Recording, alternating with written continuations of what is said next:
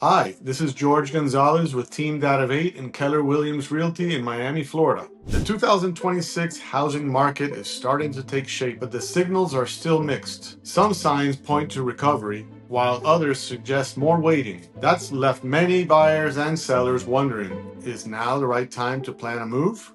Or is it better to hold off? Last year, I had a client who held off listing their home because they expected a crash.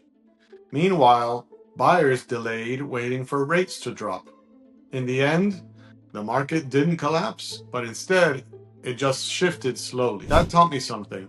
Real estate rarely moves in extremes. In 2026, I expect more balance than either a boom or bust. I looked at recent trends from economists, housing reports, and major data sources to be able to see what the 2026 market will look like. Let's walk through what's likely ahead. Number one, modest growth, not wild swings in home prices. In 2026, home prices are expected to rise, but don't expect the same kind of double-digit growth we saw during the pandemic years. According to Zillow's adjusted forecast, national home values could climb by around 0.4 from mid-2025 to mid-2026. That's a slow pace, but it's still positive. The reason?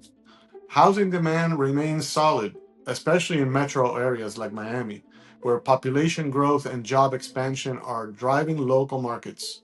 At the same time, affordability continues to be a challenge. Some overheated areas may see slight price declines or flattening, giving buyers some breathing room. This could be a window of opportunity for those who've been priced out previously. Overall, though, the market appears to be leaning towards a balance rather than a boom or a bust, especially in mid-sized cities and affordable suburban markets. Number two, sales activity set to rebound if rates improve. After a slow 2024 and 2025, many experts believe 2026 could be the year's sales activity picks back up again. Experts project a potential 14% jump in home sales next year, assuming mortgage rates do ease.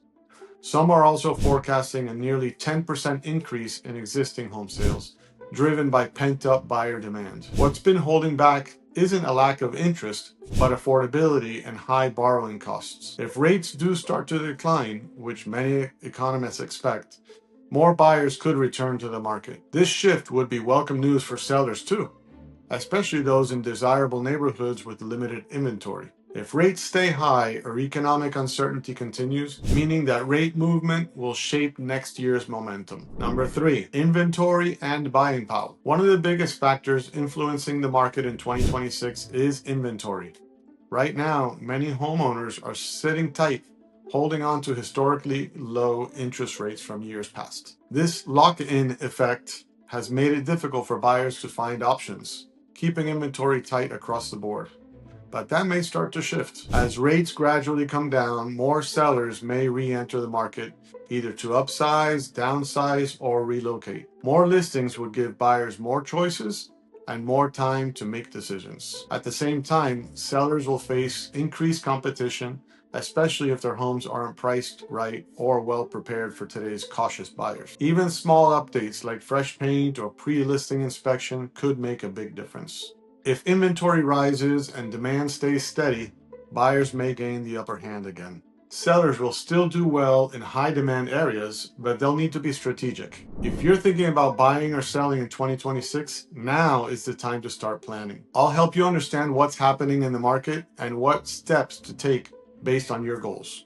Reach out to me for a free, no nonsense and no pressure consultation to make sure you're ready when the right opportunity shows up. You don't have to guess your way through it. I'm here to guide you. So you know how to reach me. Call me, email me, text me, and we'll get together and talk about whatever your needs are. But again, thank you for watching. I really appreciate you coming by and taking a look at what I have to say. Until next time, see you later.